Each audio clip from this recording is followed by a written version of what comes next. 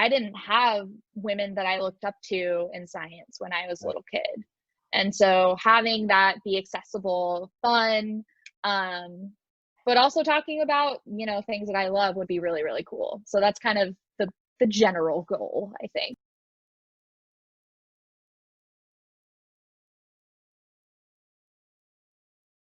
I like being able to speak to young people and young women. I think Imogene on my Drunk Science podcast or whatever channel this last weekend said something really awesome. And she said something like, I want to be the woman that young Imogene would have wanted to see. And that really struck me and spoke to me.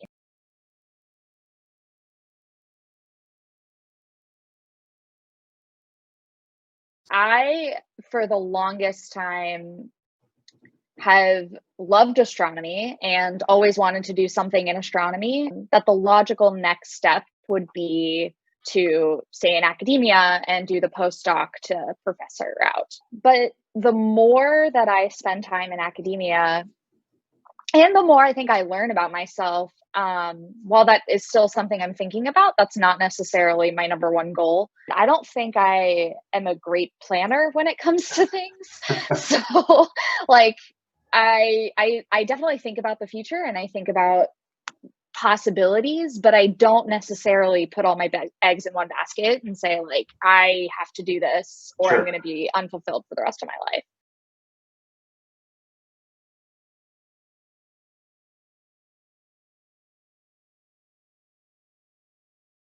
This was so dramatic. I tweeted that I found a supernova in January, and personally, I was super excited because it was something cool that I did. Right. That said, it's not that cool of a scientific thing. Like these things are found all the time and nobody cares. So it's like not that big of a deal. But for some reason, the internet picked it up, BBC picked it up. It just like got way out of control. And I like kind of freaked out. And I was like, I don't know what to do about this. Like really, this is not that cool. So when BBC contacted me, I literally emailed them back and I was like, you guys like have to realize that this is not a big deal. And like, I'm happy to talk to you, but like, I mean, I'm just a grad student who like ran some code and it worked. Like that's really all that happened. Right. And they were like, sure, whatever, it's fine. So anyway, I went into Peter's office and I was like, I did a thing and I think I don't know, it got out of control. Right. And Peter was super supportive and he was like, oh, don't worry about it. You can talk about like how you found it and just like the cool thing that happened and it's fine. Don't worry about it.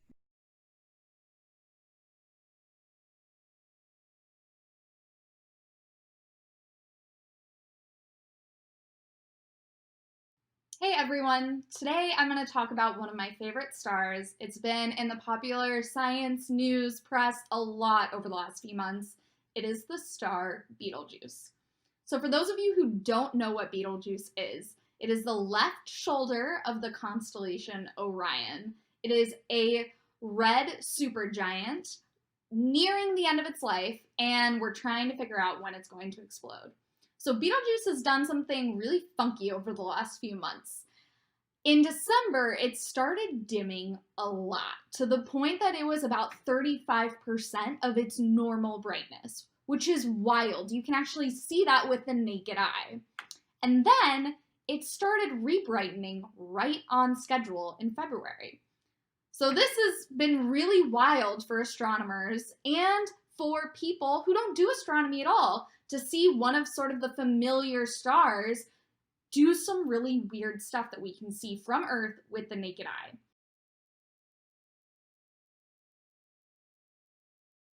I was working on a separate project right before the dimming started happening, and I emailed my undergrad advisor, Craig Wheeler, and my grad advisor, Peter Nugent, and I was like, I want to do something with this. So now we are looking for Betelgeuse-like stars in M33. I mean, part of this is I've been doing Betelgeuse for so long that I have an affinity towards it.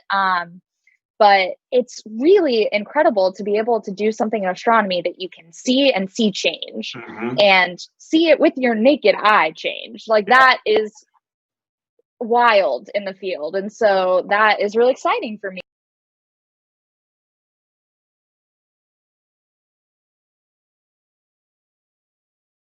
Theories have swirled around about what's going on with this star. Could it be about to explode as a supernova? So today, I'm going to talk about what's happening with Betelgeuse and whether we think it's going to explode anytime soon. The answer, I'm not going to make you watch the whole video to get the answer, is that it's probably not going to explode anytime soon.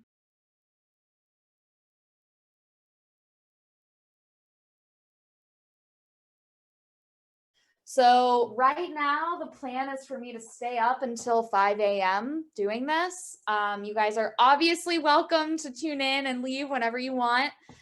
This is kind of the life of an astronomer, is to be subject to weather and kind of see how things go and stay up all night. So if you're curious about sort of monitoring the situation at Lick, I think Rebecca linked the weather information. So hopefully you guys, I know, again, you guys can't see the details on the screen, but hopefully you can kind of see vaguely what I'm doing.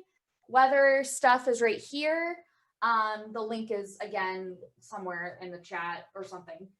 And right now I'm looking at the dew point and the humidity. So if the humidity gets high and or the dew point gets high, not great. So we're going to have to close the dome if that happens. Also keeping in mind, just for my peace of mind, the number of clouds outside. So this is a pretty cloudy night, which means we're going to have to take longer exposures than we normally would. We typically take 20-minute exposures for host galaxies. And tonight, I think we're going to do 30-minute exposures.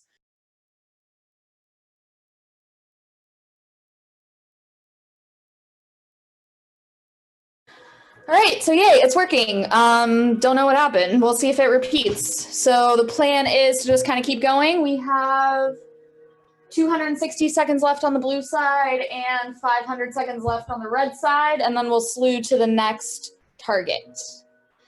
Can you show us what it is you're looking for in that trace? We are genuinely just looking for a trace. So how pronounced is this line? Is it bright or is it not? If it's not bright, then that means it's going to be really difficult to actually pull out any meaningful data from it. And dimmer traces happen when it is really cloudy or if it's a really faint object. So I'm actually really happy that we're getting a decent trace right now, not only for this object, but just for tonight because it's cloudy. So as you can see, astronomers have a slightly different job than a lot of people think. We don't get to look through telescopes.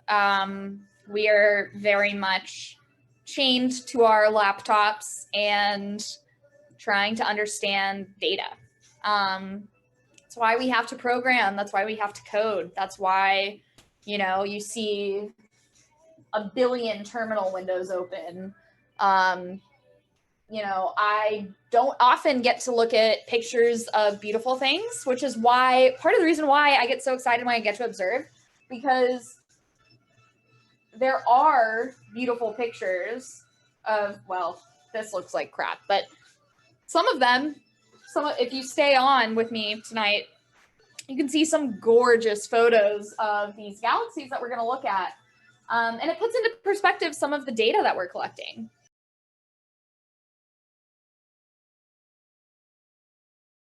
Where's your baby Comet? Comet, where are you? You want to say hi? I will always show my dog. Oh, there he is. There's his ear. Hey, buddy. Hey, shake. That's not a shake. Shake. Come on. Good boy. He's so good. It's funny. Comet will put himself to bed if he is awake. If we're awake after he normally goes to sleep. That was a convoluted sentence. I'm sorry. But he just looks at us sadly and finally goes to bed. It's really funny. Where to look tonight? Rebecca, did you answer that? Lots of notes. Yeah. So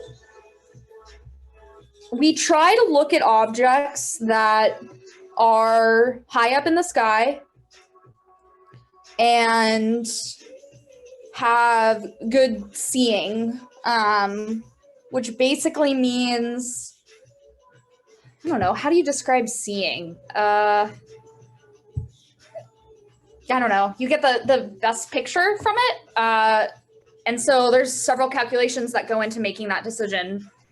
So we have to order our targets based on how good the seeing is, where they are, that sort of thing, as well as trying to look for targets that are the type of science we want to do. So this target, let's see,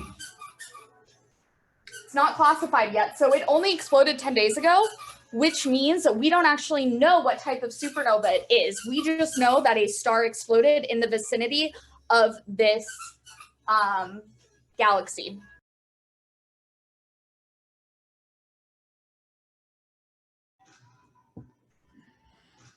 So yawning.